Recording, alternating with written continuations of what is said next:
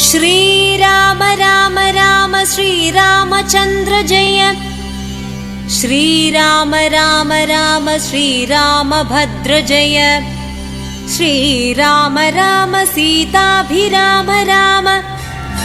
श्रीराम राम राम लोकाभिराम जय। നമസ്കാരം. ന്യൂസ് ഇൻഡിപെൻഡൻസിന്റെ സാകേതം എന്ന രാമായണ പുണ്യത്തിലേക്ക് ഒരിക്കൽ കൂടി സ്വാഗതം. വാൽമീകി രാമായണം ഭാരതത്തിലെ അനേകം ഋഷികവികൾ അവരുടെ മനോധർമ്മമനുസരിച്ച് അതാത് ഭാഷകളിൽ പരിഭാഷപ്പെടുത്തിയിട്ടുണ്ട്. ബംഗാളിൽ കൃത്തിവാസൻ, ഹിന്ദിയിൽ തുളസീദാസ്, മലയാളത്തിൽ എഴുത്തച്ഛൻ, തമിഴിൽ കമ്പർ. അല്പനേരം നമുക്കിന്ന് കമ്പറെ കുറിച്ച് ചിന്തിക്കാം. കമ്പരാമായണം അധ്യാത്മരാമായണം പോലെ തന്നെ വളരെ പ്രസിദ്ധമാണ്. കമ്പരാമായണത്തിൻ്റെ രചനയ്ക്ക് പിന്നിൽ ഒരു കഥയുണ്ട്. നമ്മുടെ രാമായണങ്ങളൊക്കെ ഇങ്ങനെ ഈശ്വരനാൽ രചിക്കപ്പെട്ടത് തന്നെയാണ്. കമ്പര് എങ്ങനെയാണ് ഉണ്ടായത്, ജനിച്ചത്? കമ്പരാമായണം എങ്ങനെയാണ് ഉണ്ടായത്? ലങ്കയുടെ കാവൽക്കാരിയായിരുന്നു ലങ്കാ ലക്ഷ്മി. അവൾ ബ്രഹ്മാവിൻ്റെ ഭണ്ഡാരപ്പുരയുടെ കാവൽക്കാരിയായിട്ട് ശാപം കൊണ്ട് ലങ്കയിലെത്തിയതാണ്.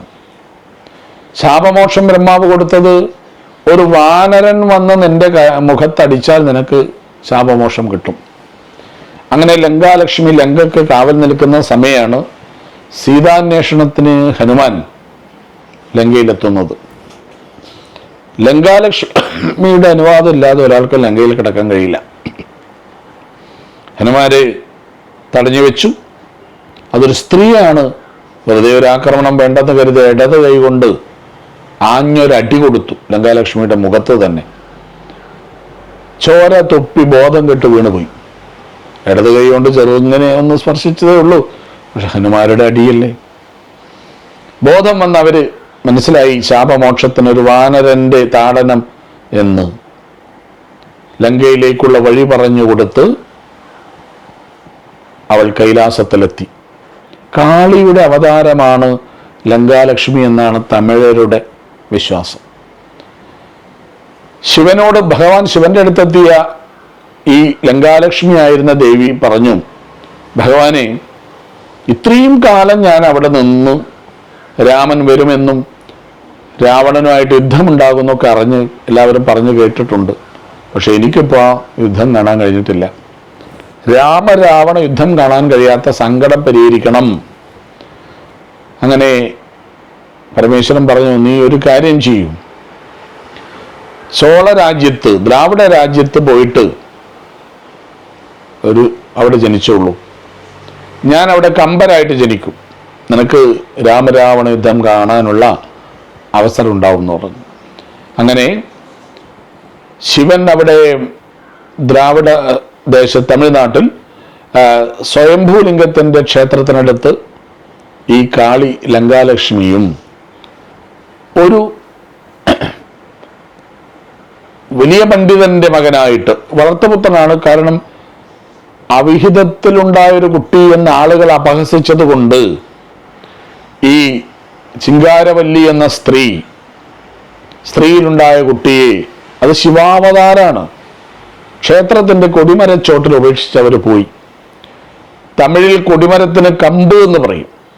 കമ്പിന്റെ അടുത്ത് നിന്ന് കിട്ടിയത് കൊണ്ട് കമ്പൻ ആയി അദ്ദേഹം. പിന്നീടാണ് ബഹുമാനത്തോടെ കമ്പർ എന്ന് വിളിക്കുന്നത്. കമ്പർ ചോളരാജ്യ സദസ്സിലെ വലിയ പണ്ഡിതനായിരുന്നു. ഒരു ദിവസം ചോളരാജാവ് കമ്പരോട് പറഞ്ഞു, കമ്പരോടും അവിടെയുണ്ടായ ഓട്ടക്കുത്തൻ എന്നൊരു തമിഴ് കവിയുണ്ട്. രണ്ടുപേരെയും വിളിച്ചു പറഞ്ഞു, നിങ്ങൾ രാമകഥ എഴുതണം. ഓട്ടക്കുത്തൻ സേതുബന്ധനം വരെയുള്ള കഥ എഴുതണം. സേതുബന്ധനം തൊട്ട് യുദ്ധഭാഗം മുഴുവൻ കമ്പരെഴുതട്ടെ. അതിനൊരു അവധിയും കൊടുത്തു. രണ്ടുപേരും പോയി. ഓട്ടക്കുത്തൻ അതുവരെയുള്ള രാമകഥ ഭംഗിയായിട്ട് രാജാവിന് സമർപ്പിച്ചു. കമ്പരാണെങ്കിൽ പ്രതിഭാശാലികൾക്ക് ചിലപ്പോൾ അലസത പിടികൂടും, ഒന്നും എഴുതിയില്ല. രാജാവ് വിളിച്ച് പറഞ്ഞു, നാളെ മധ്യാഹ്നത്തിനുള്ളിൽ രാമകഥ എഴുതിയിട്ടില്ലെങ്കിൽ എൻ്റെ ശിക്ഷക്ക് പാത്രീഭൂതനാകണം. തിരിച്ചു വന്ന കമ്പര് അത് ശ്രീരംഗപട്ടണത്തിലെ മണ്ഡപത്തിൽ അവിടെ കിടന്ന് അങ്ങ് രാത്രി അങ്ങ് ഉറങ്ങിപ്പോയി. ഒന്നും എഴുതാൻ കഴിഞ്ഞിട്ടില്ല. പക്ഷെ അത്ഭുതമുണ്ടായി. അത് അന്ന് രാത്രി പുലരാനാകുമ്പോൾ ഒരു സ്വപ്ന ദർശനമുണ്ടായി. ഒരു ദേവി വന്ന് കമ്പരോട് പറയുന്നു, അല്ലയോ കമ്പരെ, പഴുതി വെടിയുഞ്ചേ അമ്പ എഴുതി മുടിഞ്ചേതേ കമ്പ, എഴുതി മുടിഞ്ചേതേ കമ്പ, ഞാൻ എഴുതി വെച്ചിട്ടുണ്ട് കമ്പ. അപ്പൊ വഴുതി വെടിഞ്ചേതേ അമ്പ, അമ്മേ ഞാനൊന്നും എഴുതിയിട്ടില്ലല്ലോ എന്ന് ചോദിച്ചപ്പോൾ അമ്മ സ്വപ്ന ദർശനത്തിൽ കമ്പരെ ഞാൻ എഴുതി വെച്ചിട്ടുണ്ട് എന്ന് കണ്ട് ഞെട്ടി ഉണർന്ന കമ്പരുടെ മുന്നിൽ അത് വാഗ്ദേവിയായ ശാരദാദേവിയായിരുന്നു എന്ന് പറയുന്നു. അവിടെ രാമായണ ഭാഗങ്ങൾ എഴുതി വെച്ചത് കണ്ടു. പിറ്റേന്ന് സഭയിൽ അത് മനോഹരമായിട്ട് ആലപിച്ച് അങ്ങനെയാണ് കമ്പരാമായണത്തിന് പ്രസിദ്ധി ഉണ്ടായത് എന്ന് പറയുന്നു. കമ്പരാമായണത്തിൽ വലിയ അർത്ഥവ്യാപ്തിയുണ്ട്. അതിൽ ഹനുമാന്റെ ഒരു ചാട്ടത്തെക്കുറിച്ചുള്ള ഭാഗം ഞാൻ ചെറിയ രീതിയിൽ പറയാം.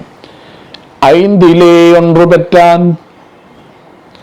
ഐന്തിലേ ഒன்றേ താവി ഐന്തിലേ ഒன்றாகி അരിയർക്കാകേകി ഐന്തിലേ ഒன்று പെറ്റ അണങ്കേ കണ്ടു അയലാറൂരിൽ ഐന്തിലേ ഒன்றേ വെത്താൻ അവൻ നമ്പി അളിത്തു കാപ്പാൻ.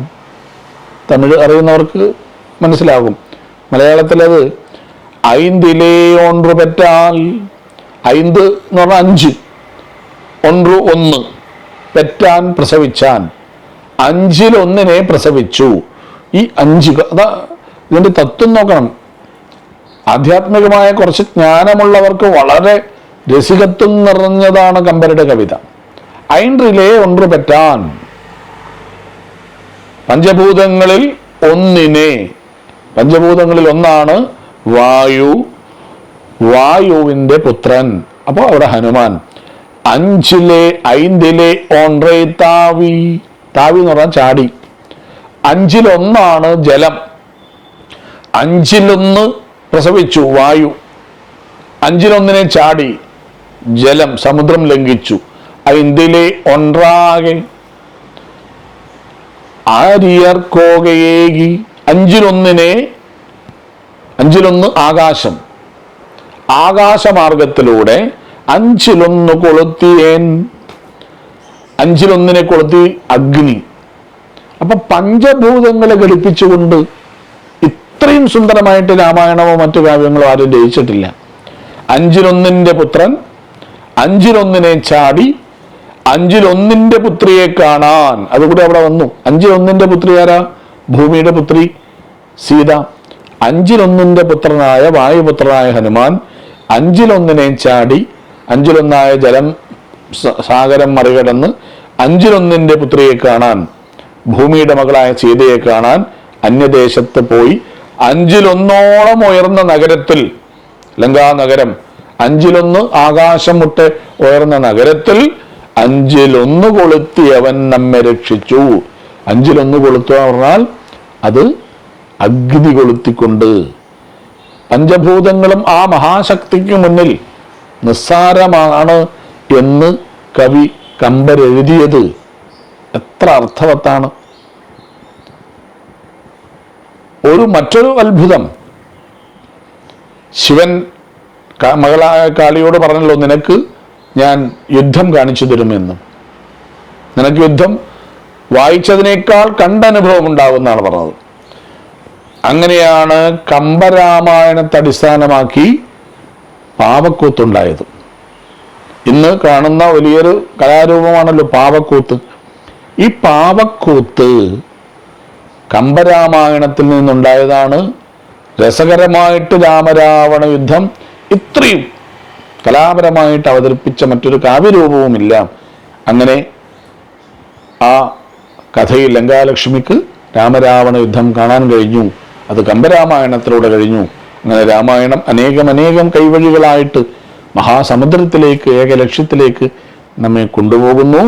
ബാക്കി ഭാഗം നമുക്ക് അടുത്ത ദിവസം ചിന്തിക്കാം. എല്ലാവർക്കും എൻ്റെ നമസ്കാരം.